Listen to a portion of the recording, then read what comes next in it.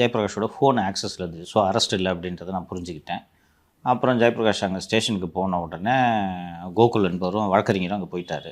போன உடனே அவர் கேட்குறாரு கோகுல் போயிட்டு, சார் என்ன இப்போ பிரச்சனைன்னு. அந்த ஃபுட்டேஜ் காட்டினாங்களே, அது என்ன ஃபுட்டேஜ் அதை சொல்லு. ஸ்டேஷனுக்கு திருமங்கலம் டிராஃபிக் இன்வெஸ்டிகேஷன் ஸ்டேஷனுக்கு போகிறீங்க, அங்கே போய் என்ன நடந்துச்சு? இதுக்கு முன்னாடி ஆஃபீஸ் டி நகரில் இருக்கும்போது அப்போ லஞ்சு சாப்பிட்றதுக்கு மத்தியான டைமில் நம்மளும் பழைய எடிட்டர் ஒருத்தர் நானும் அவரும் போயிருந்தோம்.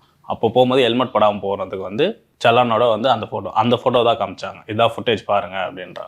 இதில் வந்து நீங்கள் ஆக்ஷன் பண்ணியிருப்பீங்க அப்படின்னு சொல்கிறோம். பண்ணியிருப்பீங்க. சரி, ஃபுட்டேஜ் எந்த டேட் அது? 2 இயர்ஸ் முன்னாடி 2023. 2023 பழைய டி நகர் ஆஃபீஸ்க்கு பக்கத்தில் ஹெல்மெட் போடாமல் போனப்போ அதில் ஆக்சிடென்ட் பண்ணியிருப்பீங்க என்று சொல்லிவிட்டு அந்த சலானை தான் காமிச்சாங்க. சலானில் இருக்கிற ஃபோட்டோ காமிச்சாங்க. அதான் சார், பைக்கோட நம்பரை போட்டு பார்த்துருப்பாங்க. போட்டு பார்த்தோன்னே இது வந்திருக்கும், அதனால் அதை எடுத்து காட்டுறாங்க. அண்டு அதில் அப்புறம் வழக்கறிஞர்கிட்ட நான் பேசிய போது தெரிந்தது என்னென்னா, இவர் ஜெயபிரகாஷை அழைத்து சென்றவர்கள் அந்த போக்குவரத்து காவல் நிலையத்தை சேர்ந்தவர்களே இல்லை.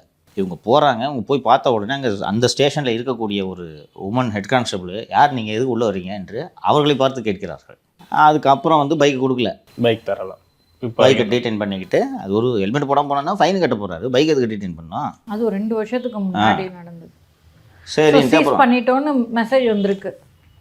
அது இல்லாமல் வந்து டீட்டெயில்ஸ் கேட்குறாங்க. உங்கள் அப்பா நம்பர் சொல்லுங்கள், நீங்கள் பழைய வீட்டு அந்த இதுக்கு வந்தீங்க, இங்கே ஏன் வந்தீங்க, அந்த டீட்டெயில்ஸ் எல்லாம் கொடுங்க. நான் சொல்லிட்டேன், நான் அதெல்லாம் தரமாட்டேன் சார், நீங்கள் ஃபுட்டேஜ் காட்டுங்க, நான் க்ரைம் பண்ணால் சொல்கிறீங்க, அந்த க்ரைமான ஃபுட்டேஜ் காட்டுங்க.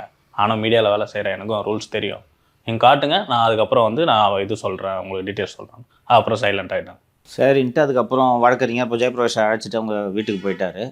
சரி, என்ன படுத்து தூக்கம் போச்சு. சரி தூங்கலாமான்ட்டு படம் பார்த்துக்கிட்டு இருந்தேன். நைட்டு ஒரு 11:45 இருக்கும். எடிட்டர் சத்தியமூர்த்தி ஃபோன் பண்ணுறாரு. ஃபோன் பண்ணி, சார் என் வண்டி எடுத்துகிட்டு போயிட்டாங்க,